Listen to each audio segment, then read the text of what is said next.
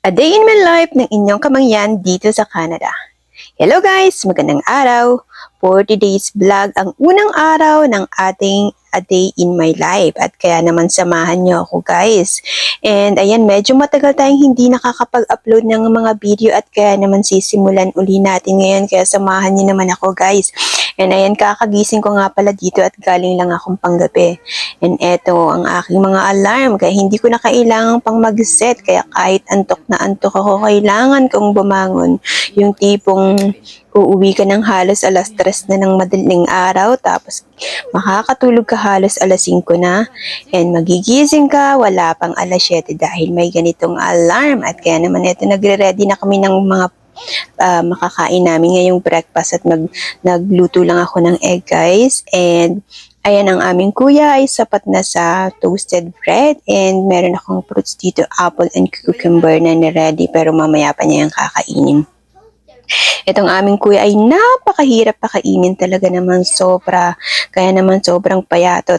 Itong aming tabebe kaya ibigay mo naman ang lahat ay kakainin. Kaya naman nakakatuwa. Ayan, so talagang binibigyan ko palagi ito ng egg hanggat maaari. At sabi nga nila maganda yung egg lalo na yung malasado. Tapos bibigay mo sa mga bata maganda yun sa development ng brain. At etong aming meow meow at palagi siyang nag-aabang ng cheese. Ayan, So, yan ang aking mga tabebe. Ayan, so, dahil busy ma'am nga tayo, kaya medyo matagal na tayong hindi nakakapag-upload ng mga video.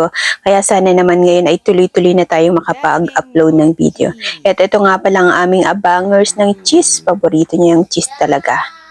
Ayan, so tapos na ang aming breakfast at ngayon ay mag-aalas 10 na ng umaga. Kailangan kong ilipat itong sasakyan kasi dito sa tapat namin may oras na every 2 hours lang. Kapag hindi mo yan inalis dyan at may nag-ikot, baka matikitan pa. Eh wala tayong pangbayad ng ticket kaya naman kailangan nating ilipat. Ayan, napakaganda ng araw ngayon guys. Ayan, so dahil lalabas kami mamaya, ilalagay ko lang siya dun sa likod. Hindi ko siya palaging mailagay dun sa likod kasi yung may-ari ng bahay ay may business and yung truck nila nilalagay nila dun sa likod kaya naman kailangan nila yung space dun kaya hindi kami makapag-park sa likod. Saglit ko lang naman siyang iiwanan dun sa likod kasi aalis din kami mamaya at magmamall kami ngayong araw na to ng mga bata dahil day off ng inyong kamangyan. At eto na nga guys at nagre-ready na kami at itong aming kuya o diba nakabihis na ako dyan na yan ang outfit ng inyong kamangyan.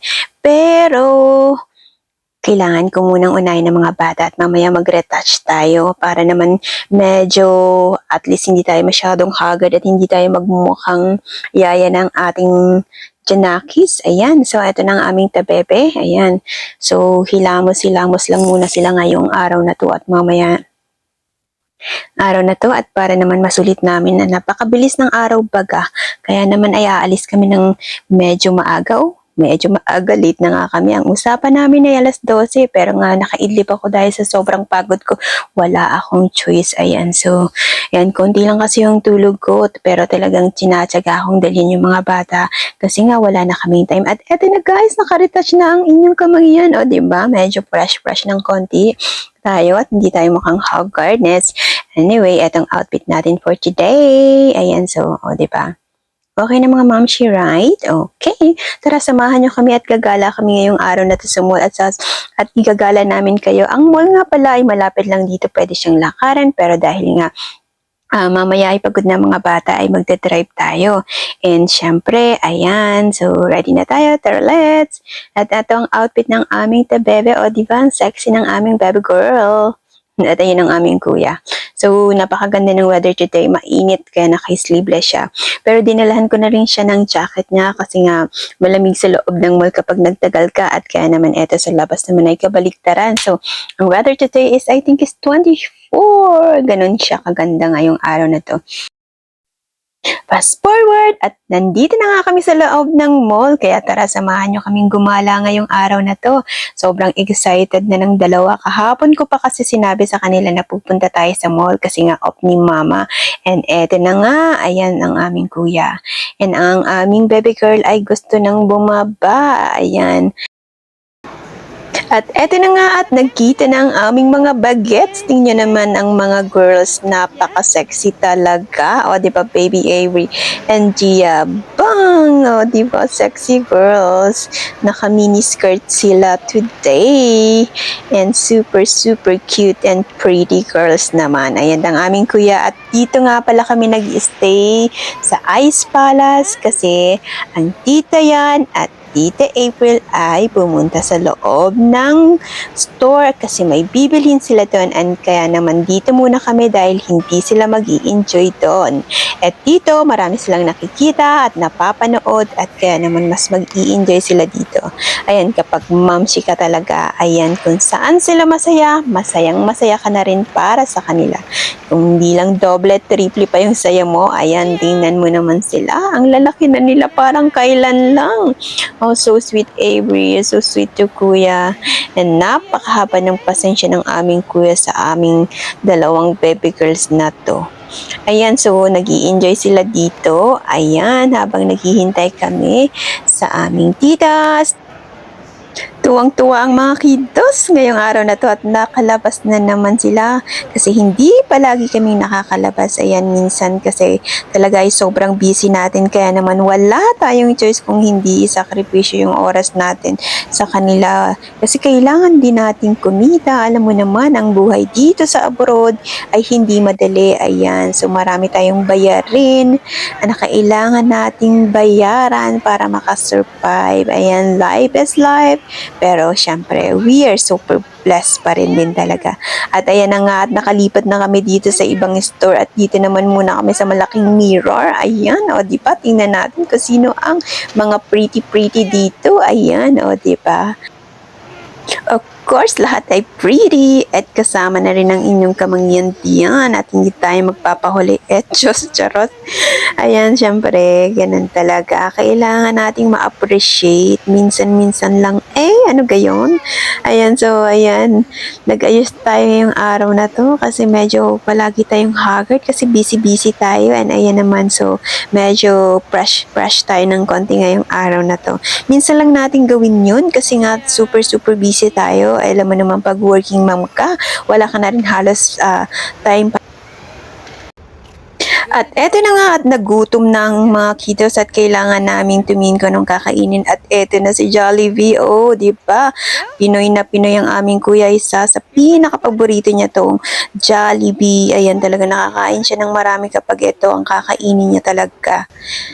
Ayan, naka-order na kami this time at naghihintay na lang at babalik kami sa loob ng mall. So, yung Jollibee nga pala ay nasa labas siya ng mall kaya kailangan namin bumalik kasi andun sila. At eto na, fast forward, nakabalik na kami dito sa mall pero wala pala, hindi pa kami nagkita. Ay, nagugutom na ang kuya kaya naman nauna na siyang kumain. Ayan, so hindi na siya makatiis kasi naaamoy na niya yung chicken pa lang. O, diba? And syempre, pag paborito mo, hindi mo na kayang magtiis. Kanina pa siya nagugutom, sabi niya, Mommy, my tummy is so loud na. Ayan, diba? And kaya naman nauna na siya. At mag-selfie nga muna kami dito ng aking poging kuya. Oh my goodness, may binata na talaga ako. Ayan ang kamangyan nyo, may binata na. Ayan, pogi-pogi ng aking kuya. Napakabilis ng panahon. Dati ay bebeng-bebe ko pa. Ngayon, parang kailan lang talaga. O, isa lang ibig sabihin nun, tumatanda na tayo. At eto nga, dumating na sila at ang dalawang baby girl ay gutom na rin kaya naman nag-join na sila sa kuya. Syempre, spaghetti, chicken. Ayan, alam mo naman pagbata, ito talaga ang paborito. Ayan, so yung dalawang titas ay kumukuha ng soup kasi nga gusto nilang sumigop ng mainit na sabaw ngayong araw na to. Eto na nga, ang dalawang baby girl ay natapos na agad-agad at gusto nang maglaro at ang kuya ay ini-enjoy pa rin niya, of course, ang kanyang spaghetti.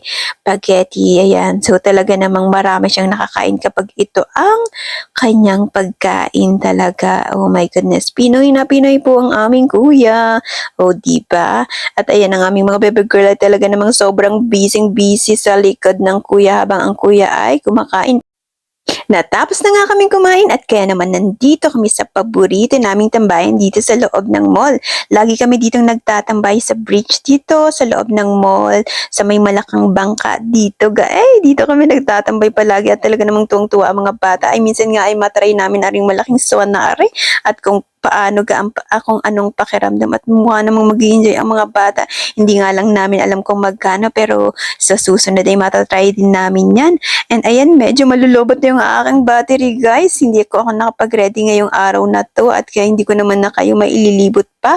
At saka baka hanggang dito na lang muna ulit. Maraming salamat sa pagsubaybay. Sana po ay samahan niyo ako sa mga susunod pang mga video. Don't forget to like and subscribe please. Ayan po, samahan niyo po kami sa mga susunod naming video ng inyong kamangyan. Bye-bye!